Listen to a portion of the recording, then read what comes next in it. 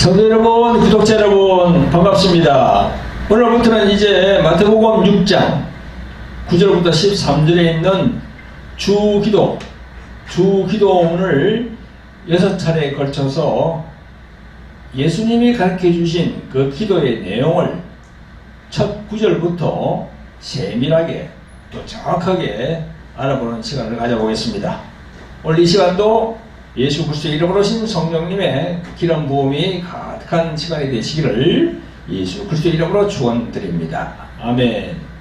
자, 오늘 본문을 함께 읽어보겠습니다. 마태복음 6장 9절 13절 시작. 그러므로 너희는 이렇게 기도하라. 하늘에 계신 우리 아버지여, 이름이 거룩히 여김을 받으시오며 나라에 임하옵시며 뜻이 하늘에서 이룬 것 같이 땅에서도 이루어지이다. 오늘날 우리에게 일용할 양식을 주옵시고 우리가 우리에게 죄 지은 자를 용서하여 준 것 같이 우리 죄를 용서하여 주옵시고 우리를 시험에 들게 하지 마옵시고 다만 악에서 구하옵소서. 나라와 권세와 영광이 아버지께 영원히 있사옵나이다. 아멘. 성도 여러분, 구독자 여러분, 오늘 이 시간에는 예수님께서 가르쳐주신 기도, 흔히들 주기도문이라고 하는 그 부분을 하나하나 처음부터 또 이렇게 단락으로 분리시켜 가지고 예수님께서 말씀하신 그 기도가 어떤 영적인 깊은 의미가 있는지 알아보는 시간을 가져보겠습니다. 예수님이 가르쳐 주신 주기도문은 수없이 많은 주의 종들, 그분들이 설교를 많이 하셨던 내용입니다.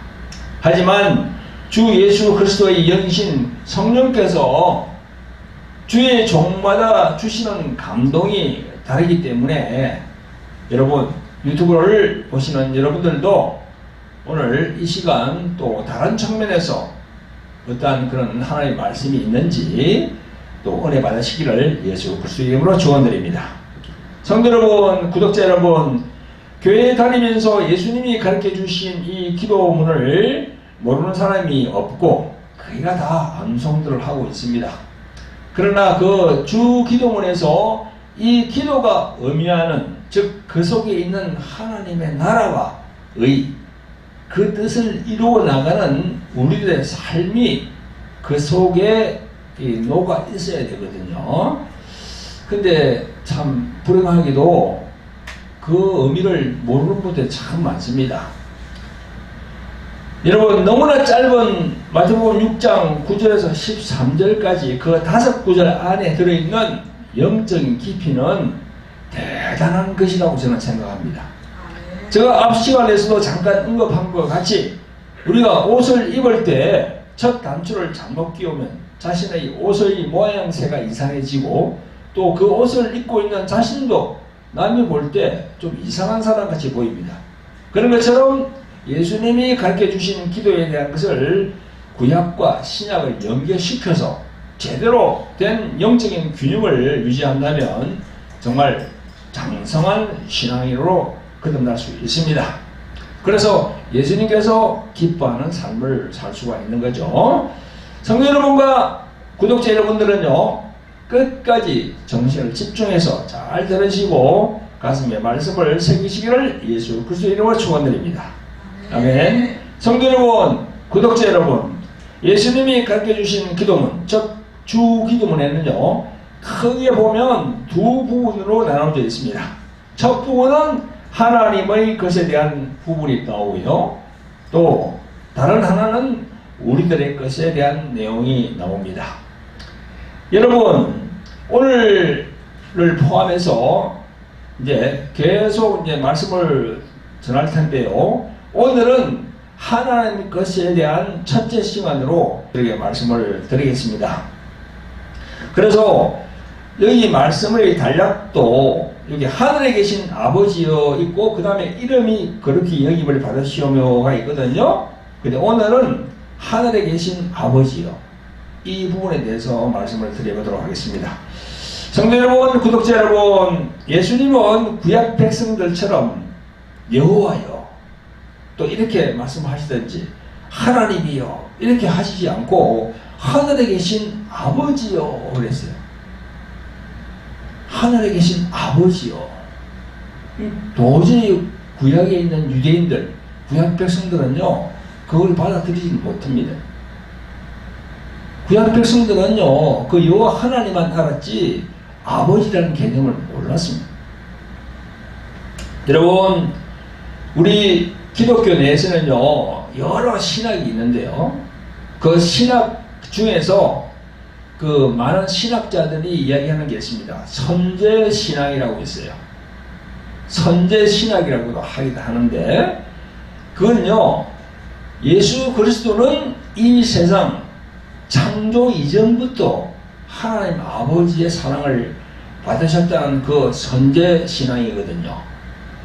그걸 이제 우리가 한문으로 말하면 앞선, 있을제, 그러니까 저 앞에 예수님이 계셨다는 겁니다.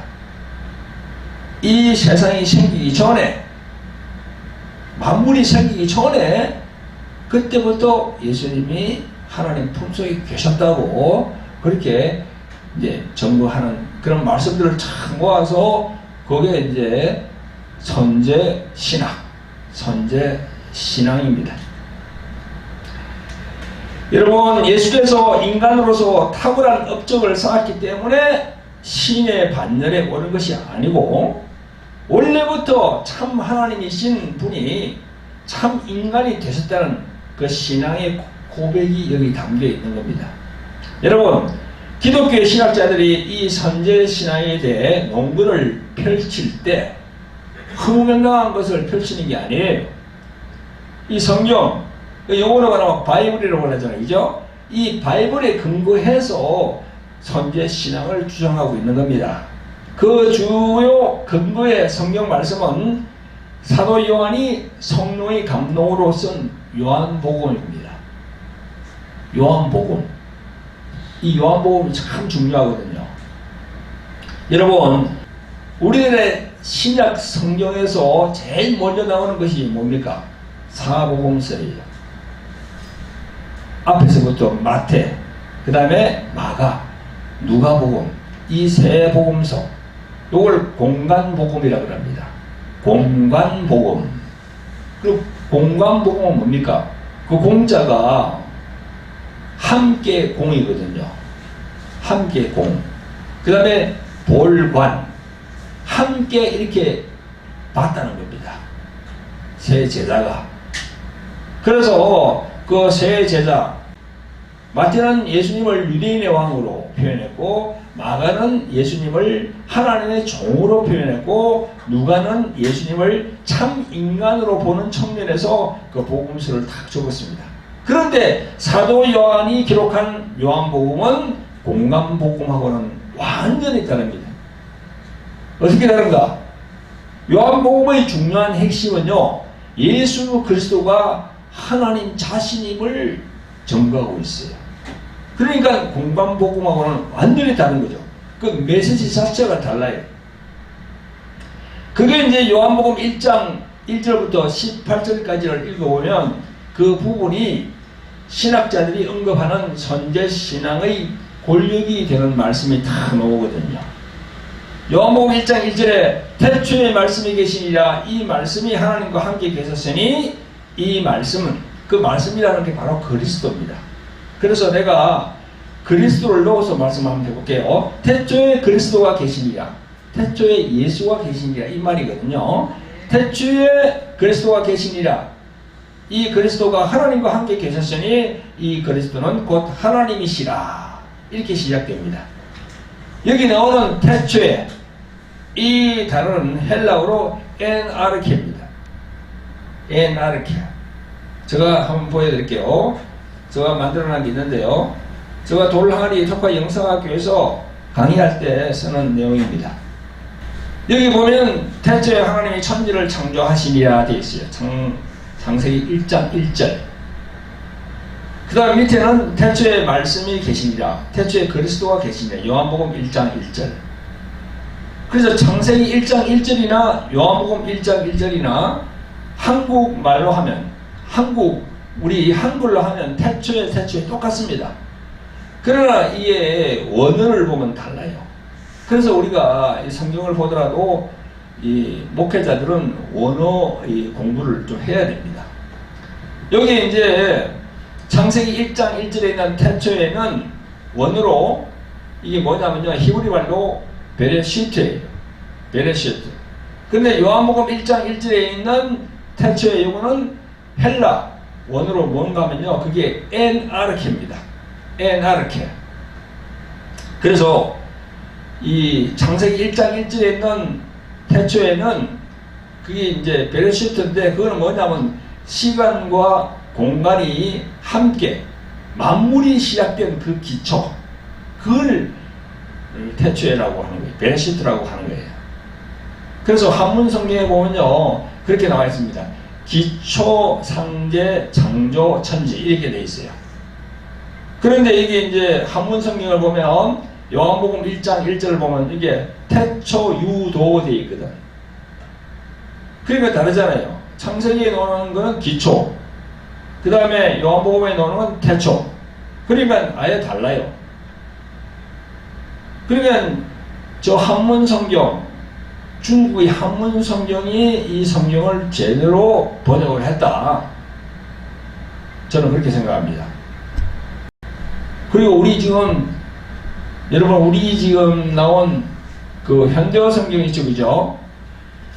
새로 발간되는 현대어 성경, 거기 보면요, 우주가 생기기 전에 이렇게 되어 있어요. 제대로 번역을 딱 했습니다.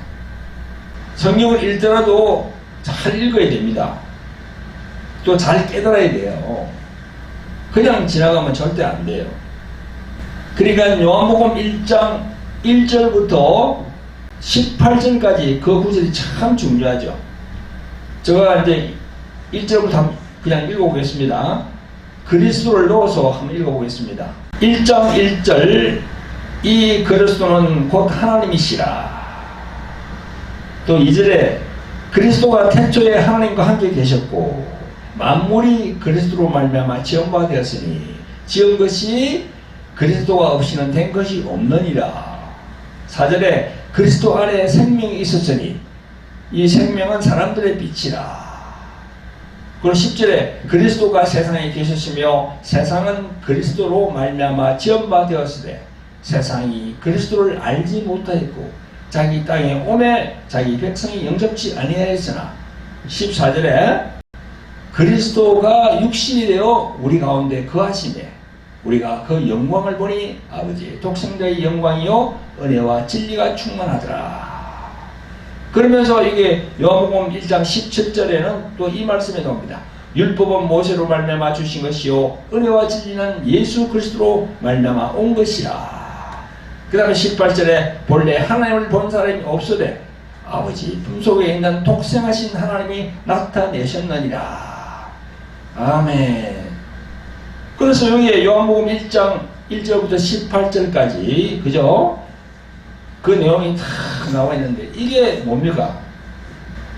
영원 전에 삼라만상이 생기기 전에 예수 그리스도가 하나님 품속에 계셨다는 겁니다. 그걸 요한복음 1장 1절부터 18절까지 얘기하고 있어요. 여러분, 이게 믿기집니까 이게? 이 도저히 믿을 수가 없어요. 과학적으로 이 증명이 안 되는 거야. 어떻게 살아보러 오신 그 예수님이 이 온 세상 삼라만상 이 생기기 전에 아버지 품속에 계시다는 거 도저히 믿기지 않습니다. 그러나 여러분, 하나님이 택하고 성령을 받은 사람은 이게 다 이게 믿어져요. 깨닫게 되는 거예요. 그래 성경을 보더라도 우리가 요한복음 1장 1절부터 18절까지 그걸 풀어야 돼요. 아무리 뭐 큰 교회를 하는 목사님이라도 이걸 풀지 못하면요 영의 말씀을 전할 수가 없어요. 그냥 세상적인 말만 전하는 거예요. 그 목사님의 말을 들어보면 알아요. 이분이 그 요한복음 1장 1절부터 18절까지 있는 그 선제 신앙, 선제 신학을 제대로 성령의 감동을 받고 딱 깨달았구나 하는 걸 말씀을 들어보면 알아요. 이게 판단하는 게 아니고요. 마음으로 느껴져요. 이게 딱 그냥 딱 들으면 아, 저분은 정말 성령이 함께하는 그런 목사님이구나 딱 알게 되는 겁니다. 이걸 통해서, 요한복음을 통해서. 그러니까 이 목사 안수를 받는 목사님들 잘 들으세요. 이 유튜브를 보시는 목사님들 잘 들으세요. 요한복음 1장 1절부터 18절까지 그걸 계속 읽어봐야 돼요. 계속. 그러면 그 안에서 답을 얻을 수가 있습니다. 그 요한복음 1장 19절부터는 다른 이야기가 나옵니다. 세례 요한에 대한 이야기가 나와요. 여러분, 그 안에 하나님 품속에 계셨던 독생자 그분이 시간과 공간의 제약이 있는 이 세계, 우리가 숨쉬고 있는 이 세상에 살아가고 있는 이 세상에 육신을 입고 왔어요. 그러니까 예수님도 제약을 받는 거지요. 예수님도 먹어야 돼요. 예수님도 숨을 쉬어야 돼요. 예수님도 물을 마셔야 돼요. 우리가 인간이 할 수 있는 그런 행위들을 다 하셔야 돼요. 아니, 하나님의 아들이라고 오신 분이 그냥 그걸 초월해서 해버리면 그건 안 되죠. 왜냐하면 앞으로 예수님께서 십자가에 달리셔야 되는데 우리가 인간하고 똑같은 그런 길을 가셔야 되는 거예요. 그래서 예수님은 이 비조 세계에 오셨기 때문에 그 영의 하나님을 아버지라고 부르시는 겁니다. 그러니까 아버지와 아들의 개념을 확실하게 규정 지으시기 위해서 예수님이 하늘에 계신 우리 아버지요 이렇게 부르신 겁니다. 하늘에 계신 하나님이요, 하늘에 계신 여호와요 이렇게 말씀한 적이 없어요. 그래서 여러분 정신을 집중해서 제가 이 주 기도문에 대한 오늘은 하늘에 계신 우리 아버지에 대해서 집중적으로 여러분들에게 말씀을 드릴 테니까 정신을 집중해서 들으시길 예수 그리스도 이름으로 축원드립니다. 성도 여러분, 오늘도 말씀을 경청하는 구독자 여러분, 자, 예수님이 하나님을 아버지라고 칭한 이유가 있습니다. 첫째는 뭐냐? 율법의 시대는 종식되고 복음의 시대가 열렸다는 겁니다. 여러분, 예수님이 오신 것은 율법의 종식을 의미합니다. 조금 전에 우리가 함께 읽었던 요한복음 1장 17절에 어떤 말씀이 있습니까? 율법과 복음이 언급되어 있습니다. 율법은 모세로 말미암아 주신 것이요 은혜와 진리는 예수 그리스도로 말미암아 온 것이라 이렇게 되어 있습니다. 여기 모세가 나옵니다. 모세하면 구약을 대표하고 구약하면 모세고 또 모세가 받은 십계명을 우리는 상기합니다. 여러분, 때가 차서 아들이 오게 됨으로써 율법 시대는 종식이 된 겁니다. 아직도 2000년 전에 예수님께서 오지 않았다면 율법 시대는 계속되었겠죠. 여러분, 여호와 하나님이 모세를 통하여 율법을 인간들에게 주신 목적이 무엇입니까? 그 부분은 사도 바울이 로마서 3장 19절부터 22절까지 잘 설명하고 있습니다. 제가 읽어보겠습니다. 우리가 알거니와 무릇 율법이 말하는 바는 율법 아래에 있는 자들에게 말하는 것이니 이는 모든 입을 막고 온 세상으로 하나님의 심판 아래 있게 하려 함이니라. 그러므로 율법의 행위로 그의 앞에 어렵다 하심을 얻을 육체가 없나니 율법으로는 죄를 깨달음이니라. 이제는 율법 외에 하나님의 한 의가 나타났으니 율법과 선지자들에게 증거를 받은 것이라. 곧 예수 그리스도를 믿음으로 말미암아 모든 믿는 자에게 미치는 하나님의 의는 차별이 없느니라. 이렇게 되어 있습니다. 아멘. 율법의 마침표가 누굽니까? 예수 그리스도가 그분이 딱 오심으로 마침이 되었다는 걸 지금 사도 바울은 얘기하고 있습니다. 성도 여러분, 여기서 제일 중요한 것은 모든 입을 막고 온 세상으로 하나님의 심판 아래 있게 한다. 하나님의 심판 아래 있게 한다는 겁니다. 시내산에서 모세에게 내려준 그 율법, 십계명을 포함한 그 율법, 그게 온 세상의 사람들을 심판 아래 딱 묶어둔다는 겁니다. 그리고 그 율법으로 또 죄를 깨닫는 그런 역할을 하는 겁니다. 왜냐? 율법은요, 전부 다 지켜야 그 천국 갈 수 있거든요. 근데 여러분, 그 십계명을 포함한 모든 율법을 100% 다 지킬 수가 있습니까? 지키지 못해요. 지키지 못하니까 자기가 자기 자신을 바라보고, 아이고, 난 죄인이구나. 이걸 깨닫게 되는 거예요. 그래서 사도 바울이 율법을 통해서 죄를 깨닫는다. 그렇게 기록을 해놓은 겁니다.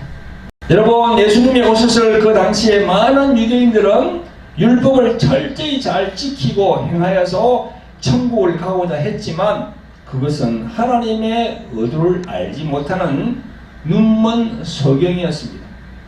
여호와 하나님이 모세에게 율법을 주신 목적은 하나님의 아들이 오시는 길을 예비하는 겁니다.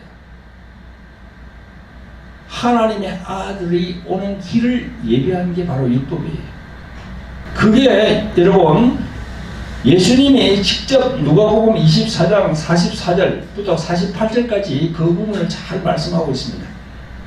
자, 제가 한번 읽어볼게요. 또 이르시되 내가 너희와 함께 있을 때에 너희에게 말한 바 곧 모세의 율법과 선지자들의 글과 시편에 나를 가리켜 기록된 모든 것이 이루어져야 하리라 한 말이 이것이라 하시고, 이에 저희 마음을 열어 성경을 깨닫게 하시고, 또 이르시되 이같이 그리스도가 고난을 받고 제3일에 죽은 자 가운데서 살아날 것과 또 그의 이름으로 죄 사함을 얻게 하는 회개가 예루살렘으로부터 시작하여 모든 족속에게 전파될 것이 기록되었으니 너희는 이 모든 일의 증인이라. 이렇게 예수님이 말씀하셨어요. 여기 예수님 말씀 중에서 무엇이 있습니까? 곧 모세의 율법과 선지자의 글과 시편에 나를 가리켜 기록한 모든 것이 이루어져야 하리라 했잖아요. 여러분, 율법과 선지자의 글 했는데요, 이 율법은 모세가 받은 게 바로 율법이고, 선지자의 글은 뭡니까? 여러분, 구약 많이 읽어보시죠? 이사야, 에레미야, 요엘, 다 그런 사람들의 선지자예요. 그런 사람들의 선지자의 글에 그게 예수님이 오신 날에 다 나와 있다는 겁니다. 그리고 시편에도 보면요, 예수님이 오신다는 내용이 다 나와 있어요. 특히 이사야서 53장, 또 시편 1장, 2장, 3장 다 읽어보세요. 그게 다 나와 있습니다. 구약에서 말씀하는 율법과 선지자의 글과 시편에 계속 예수 그리스도께서 오신다고, 메시아가 오신다고 계속 기록하고 있는 겁니다. 할렐루야. 여러분, 성경은 이렇게 기록하고 있는데도 지금 보세요. 몰몬교, 여호와의 증인, 제7안식교, 이런 사람들은 지금 어떻게 하고 있습니까? 계속 율법에 머물러 있어요. 구약에 머물러 있어요. 구약에. 참 안타깝죠. 그 하나님을 이렇게 믿는다고 하는 사람들이 그렇게 하고 있는 거예요, 지금. 그러면 하나님을 믿지 않는 사람들 어디입니까? 저기 인도의 힌두교, 또 그 다음에 불교, 그건 성경과 아무 관련이 있거든요. 참 안타까운 사람들. 그래서 우리가 전도해야 되고, 그래서 선교를 해야 돼요. 눈이 다 멀어있으니까. 자기 나름대로의 신을 만들어서 그 길을 쫓아가는데 다 지옥으로 가는 길입니다. 뜨거운 지옥으로 가는 길이에요. 그게 성경을 좀 아는 사람은 다 보이거든요. 여러분, 조금 전에 예수님께서 누가복음 24장 45절에 말씀하신 것 같이, 이에 저희 마음을 열어. 저희 마음을 누가 열어? 예수님이 그 제자들의 마음을 여는 거예요. 의심하고 깨닫지 못하는 그 제자들의 마음을 열어서 성경을 깨닫게 하셨다 했잖아요. 성경을 그때는 신약이 없었어요. 그때는 구약만 있었습니다. 예수님 당시에는. 그래서 구약에 있는 이 율법, 그 다음에 선지자들의 글, 그 다음에 시편, 그걸 봐라. 그 안에서 누굴 가리키고 있느냐. 바로 예수 그리스도. 그분을 가리키고 있거든요. 그러니까 지금 신약 시대를 살고 있는 이 시대에도 보세요. 교회가 참 많지만 그냥 여호와 이런 사람이 여호와 시대는 끝난 겁니다. 이제는 아들 예수 그리스도의 시대, 예수 그리스도의 영으로 오신 성령 시대가 지금 진행되고 있는 거예요. 여러분 착각하지 마세요. 오늘 이 말씀을 듣는 성도님들과 유튜브를 통해서 말씀을 들으시는 여러분들만이라도 제대로 깨달으시고 구약에서 빠져나오시기를 예수 그리스도의 이름으로 축원드립니다. 아멘. 자, 그러면 예수님께서 아버지라고 불른 그 말씀 중에서 왜 그렇게 하셨는가 둘째로 내가 말씀을 드리겠습니다. 둘째는 뭐냐면요, 주종 관계는 끝났고 이제는 부자 관계로 진행이 된다는 겁니다. 주종은 뭡니까? 주인과 종이야. 부자는 뭐예요? 아버지와 아들이에요. 여러분, 우리가 10계명을 보면은 앞에 4계명이 있잖아. 또 여기에 6개, 그래 합쳐가 10개지요. 여기에 4계명 쪽, 이거는 제일 앞에 놓는 게 뭡니까? 나 외에 다른 신을 섬기지 말라. 그게 바로 영의 아버지거든. 그죠? 그게 바로 영의 아버지야. 여기 6개 중에서 제일 먼저 나오는 게 뭐죠? 부모를 공경하라. 그 육의 아버지야. 예수님은 지금 뭘 말씀해? 영의 아버지에 얘기를 하고 있는 거지. 아시겠어요? 여러분, 구약 성경을 보면요, 여호와라는 이름이 나오는데 이 여호와는요 야훼라고도 하기도 합니다. 구약에서는 여호와라는 이름은요 창조주의 이름이에요. 구약은 철저하게 창조주와 피조물의 관계를 말씀하고 있습니다. 그리고 여호와라는 이름은 구약의 출애굽기 3장 13절 14절에서 모세가 하나님의 이름에 대해서 물어봤을 때 14절에서 하나님께서 나는 스스로 있는 자니라 하시면서 15절에 곧 아브라함의 하나님, 이삭의 하나님, 야곱의 하나님 여호와니라. 이런 나의 영원한 이름이요 대대로 기억할 나의 포호니라 이랬어요. 여기 포호가 뭡니까? 호라는 거예요. 호. 진짜 이름이 아니라는 겁니다. 아시겠어요? 여러분, 우리가 김구 선생이 있잖아. 그죠? 김구 선생. 그 김구 선생 이름이 뭡니까? 김구죠. 호가 뭐죠? 백범이야. 백범. 그 백범이라 하면은 김구를 가리키지만 진짜 이름은 아니잖아요. 그게 바로 여호와라는 이름이 바로 그렇다는 겁니다. 여러분, 그래서 이스라엘은요 선민이지만, 즉 택한 백성이지만 부자 관계는 될 수 없어요. 그래서 구약의 이스라엘 백성들은 하나님의 이름을 입에다 올릴 수 없다고 해서 여호와라는 이름을 부르는 대신에 아도나이라고 불렀습니다. 하나님을 아도나이라고 불렀어요. 아도나이는 뭡니까? 주라는 말이에요. 주가 아도나이예요. 그것은요 하나님의 거룩한 이름 여호와를 입에 올리다가 혹여나 망령되이 이끌는 죄가 되어서 하나님께 심판을 받을까봐 함부로 입에 올리지 못했습니다. 그래서 아도나이를 불렀어요. 따라서 구약시대의 백성들은 철저히 주인과 종의 관계입니다. 물론 구약시대에도 아버지라는 표현이 성경에 있습니다.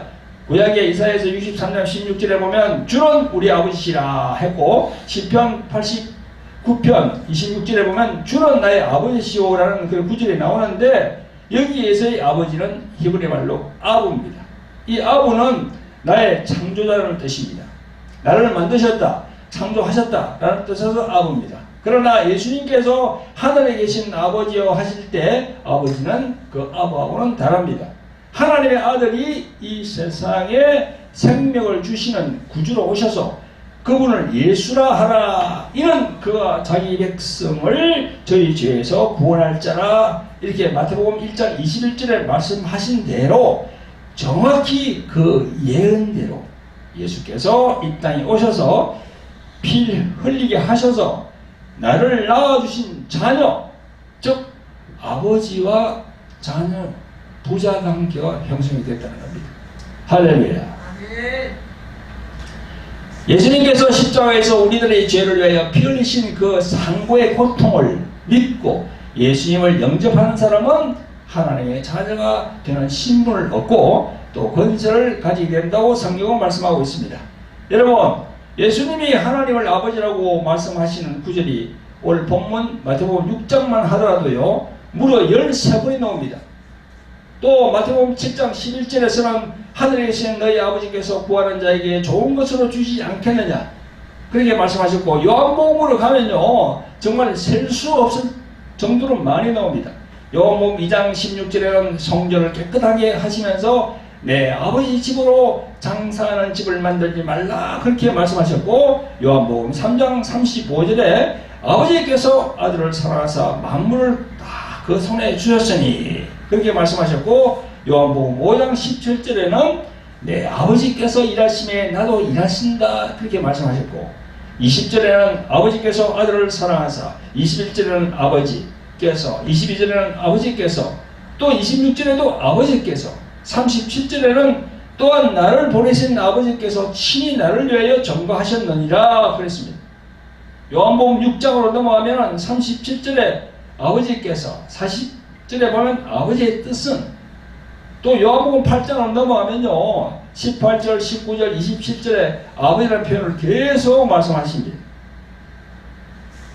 여러분 여기 보면 요한복음 8장 거기 보면 우리들이 익히 알고 있는 32절의 말씀, 진리를 알지니 진리가 너희를 자유케 하리라 이렇게 말씀하시니까 유대인들이 33절에 저희가 대답하되 우리가 아브라함의 자손이라 남의 종이 된 적이 없거늘 어찌하여 우리가 자유케 하리라 하느냐 그렇게 말합니다. 잘 몰라요 유대인들이. 예수님의 말씀의 뜻을 잘 몰라요.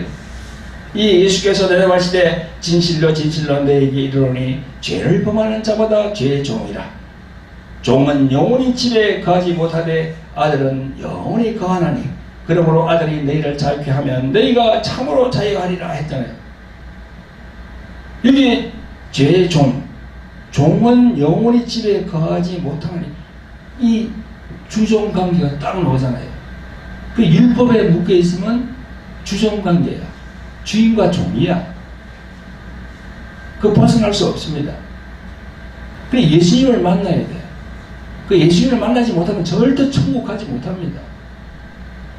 다 그래요. 세상에 보면 불교, 힌두교, 이슬람교 부자관계가 아니거든. 다 주종이야. 주종. 두려운 뭔가 신을 그냥 모시고 있는 거야. 절대 천국 못 갑니다. 그걸 아셔야 돼요. 주종관계로 있으면 죄의 종이 된다는 겁니다. 아버지와 아들의 관계로 되어야 자유케 한다는 겁니다. 여러분 이것은 유대인들은 도저히 받아들일 수 없는 일이었습니다. 예수님이 하나님을 아버지라고 하기 때문에 예수님을 죽이라고 했어요. 요한복음 5장 18절에 잘 나옵니다. 유대인들이 이를 인하여 더욱 예수를 죽이고자 하니 이는 안식일만 범할 뿐 아니라 하나님을 자기의 친아버지라 하여 자기를 하나님과 동등으로 삼으십니다. 딱 나오잖아요. 이렇게 지금으로부터 2000년 전에 예수님이 계셨던 그 시대에는요 예수님의 말씀을 이해하지 못했어요.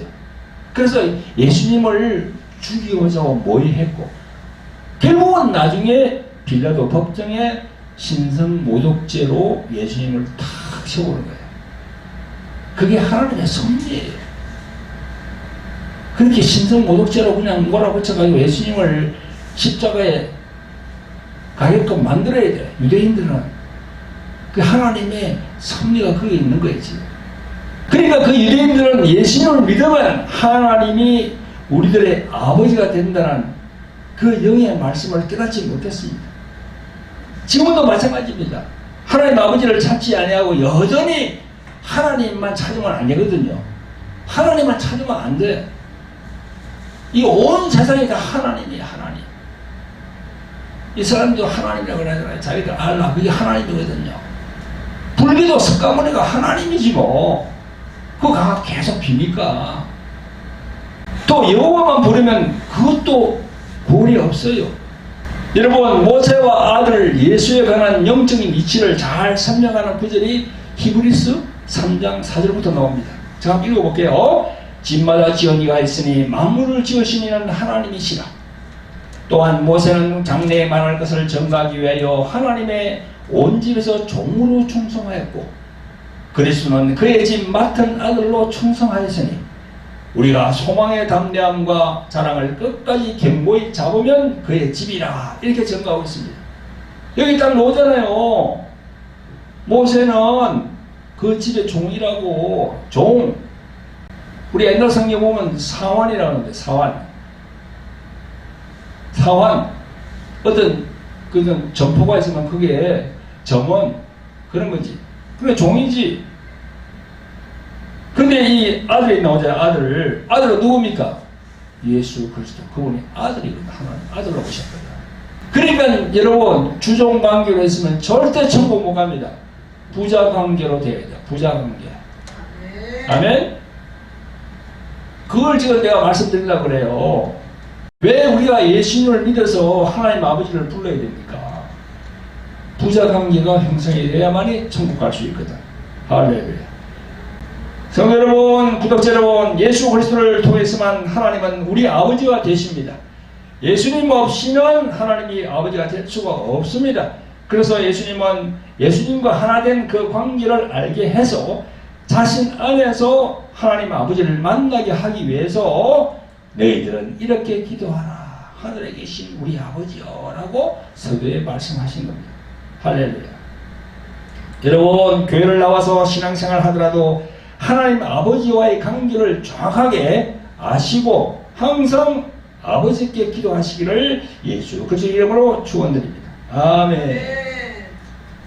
저도 처음에 교회 나와서 한 30년 전에 교회 나가고 저 외국에서 내가 이제 교회 나가기 시작했는데요. 처음에 그 아버지라고 부르는 거야. 이해를 못했어요. 하나님이지 뭐 어떻게 아버지냐 아버지.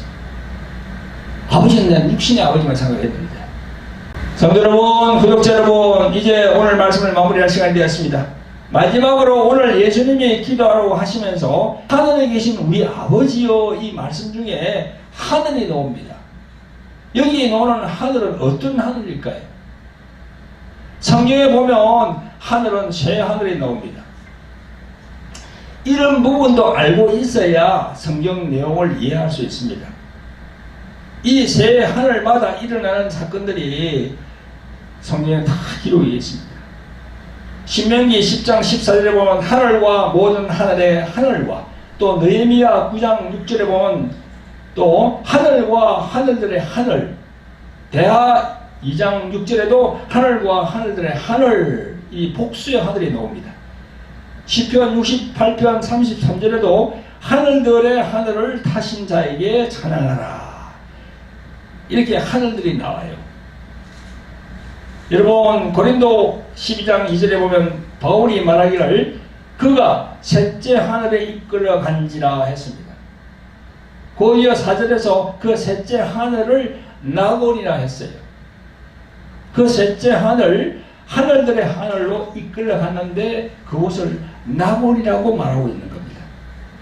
여러분, 우리 아버지가 계신 곳이 어디입니까? 셋째 하늘 그 나곤이에요. 할렐루야. 그래서 하늘을 히브리서 9장 24절에 보면요, 참 하늘이라고 말씀하고 있습니다. 여러분, 실제 우리가 살고 있는 이곳 지구에서 위로 바라보는 하늘을 창공, 스카이라고 합니다. 올라가면 우주로 연결이 됩니다. 그래서 1청천, 2청천, 3청천을 성경에서 이야기하고 있어요. 자, 여러분, 제가 이런 도르하리 영상학교를 운영하면서 제가 이 목사님들, 그 주의 종들에게 가르친 내용인데요. 여기 보면 여기 이 지구가 있습니다. 근데 이게 여기는 첫째 하늘, 둘째 하늘, 그 다음에 여기 지금 이 하늘이 있어요. 그래서 1청천, 2청천, 3청천 그렇게 되어 있습니다. 요 하늘, 요게 3청천이에요. 이거 신들의 하늘이에요. 그걸 제가 지금 말씀을 드리고 있는 거죠. 그러니까 이 교회에 나오더라도 성경에서 말씀하는 하늘, 우리가 보이는 저 창공, 저 하늘만 있는 게 아니에요. 우리가 좀 더 올라가면 우주가 있잖아요. 그죠? 우주보는 중력이 작동이 안 됩니다. 그래서 사람이 붕붕 떠요. 쭉 더 나가면 어디에 있겠습니까? 삼청천이 있는 거예요. 여러분, 성경은 말씀합니다. 우리가 보는 이 창공, 스카이에 수많은 악한 영적 존재가 많다고 성경은 증거하고 있습니다. 우리가 보이는 이 하늘 있잖아요. 그죠? 이 하늘에도 엄청 악한 존재들이 많다고 그렇게 성경은 얘기하고 있습니다. 사도 바울은 에베소서 6장 12절에 이렇게 말씀하고 있습니다. 우리의 시름은 혈과 육에 대한 것이 아니요 정사와 권세와 이 어둠의 세상 주관자들과 하늘에 있는 악의 영들에 대함이라, 이렇게 말씀했어요. 그리고 또 에베소서 2장 2절에 보면 이런 말씀합니다. 그때 너희가 그 가운데서 행하여 이 세상 풍속을 쫓고 공중의 권세 잡은 자를 따랐으니 곧 지금 불순종의 아들들 가운데서 역사하는 영이라 했습니다. 그러니까 우리가 보는 이 세상, 그죠? 이 세상에는 우리가 모르지만은 악한 그런 영적 존재가 많다. 우리 이 머리와 생각, 마음을 하나님이 아닌 하나님을 가장해서 이렇게 움직이는 그런 영적 존재가 많다는 겁니다. 그래서 세상 임금 노릇을 한다는 겁니다. 그걸 우리는 아셔야 돼요. 교회에 나오면 그걸 먼저 알아야 돼요. 그래야만이 장성한 신앙으로 거듭날 수 있습니다. 여러분, 성경에 나오는 새 하늘에 대한 부분은 이 정도로 끝을 내겠습니다. 오늘은 예수님이 가르쳐주신 기도 중에서 하늘에 계신 우리 아버지여, 이 부분에 대해서 말씀을 드렸습니다. 여러분, 우리가 하늘에 계신 우리 아버지께 기도하는 것은요, 시간 제한이 없어요. 장소 제한이 없어요. 언제나 어느 곳에서나 기도하는 삶이 될 수가 있습니다. 여러분, 우리가 기도하니까 뭐 엎드려서 또 막 무릎을 꿇고 이렇게 장시간 동안 하는 그것만 기도라고 생각하는데 아니에요. 물론 그것도 필요하지만 여러분, 우리가 조금 전에 그랬잖아. 시간과 장소 그걸 안 받는다고. 걸어가면서도 우리가 하나님께 기도할 수 있어요. 말씀을 생각하면서, 하나님의 말씀을 생각하면서, 예수님의 말씀을 생각하면서 하나님께 질문도 할 수 있어요. 말씀에 이렇게 나와 있는데 제 생각이 이렇습니다. 어떻습니까? 이렇게 질문도 할 수 있어요. 안에 하나님께, 성령께. 그러면 성령이 답을 해주십니다. 여러분, 우리의 기도의 대상은 예수님을 구주로 보내신 하늘에 계신 아버지십니다. 예수님의 이름으로 살고 예수님의 이름으로 아버지께 기도하는 삶이 매일 계속되시기를 우리들의 구원주이신 예수 그리스도의 이름으로 축원드립니다. 아멘. 자, 기도하겠습니다. 사랑과 긍휼이 많으신 아버지 하나님, 오늘 귀하고 복된 주일을 주셔서 아버지 하나님께 예배드리게 하심을 감사를 드립니다. 오늘은 마태복음 6장 9절부터 13절까지에 있는 예수님께서 우리들에게 너희는 이렇게 기도하라 하는 내용 중에서 하늘에 계신 우리 아버지여라는 구절의 의미를 영적으로 설명하여 성도들에게 전했습니다. 우리들에게 아버지 하나님이 얼마나 중요한 분이신지 정확하게 우리 성도들이 알기를 원합니다. 성령께서 역사하여 주시옵소서. 우리를 구원하신 예수 그리스도의 이름으로 감사하며 기도합나이다. 아멘. 할렐루야. 아멘. 여러분, 오늘 말씀을 마치면서 저희 교회 광고가 있습니다. 몇 가지 광고를 드리겠습니다. 첫째는 책 광고입니다. 여기 제가 저술한 책이 있습니다. 두 권인데요. 한 권은 십자가의 생명을 가졌는가, 그리고 여기 또 돌항아리 영의 전쟁, 이 책이 있습니다. 돌항아리 영의 전쟁은 우리 교회에 나오는 분들이 이 마음적으로 힘들어하는 분들이 참 많습니다. 육신적인 질병, 또 마음의 이런 묶임 문제, 그런 걸 풀 수 있는 책이 아마 이 돌가리 영의 전쟁이 될 겁니다. 그래서 밑에 이 문의 전화번호가 나가니까요. 안내 전화번호가 나갑니다. 글로 전화하시면은 책을 보내드릴 수 있습니다. 둘째로는 돌하리 홀리 힐링 집회입니다. 매주 화요일 저녁 8시부터 유튜브 생중계됩니다. 여러분, 교회에 오는 신자들 중에서 육체적인 각종 질병과 정신적인 그런 질병들 많이 있습니다.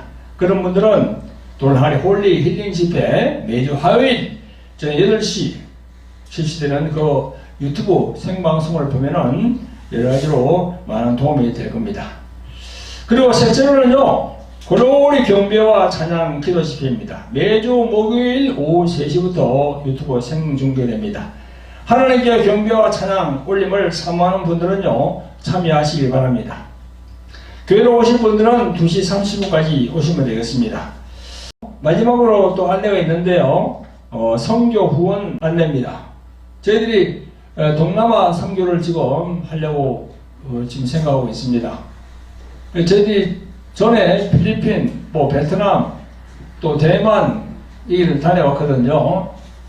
저희들 이제 코로나도 이제 끝났고 하기 때문에 또 다시 이제 저희들이 동남아 선교를 계획하고 있습니다. 여러분, 이 선교에는 또 물질이 필요하거든요. 그래서 여러분들 이 화면으로 나가는 구절을 보시고 선교회물을 보내주시면 저희들이 이 선교에 잘 활용하도록 하겠습니다. 네, 감사합니다.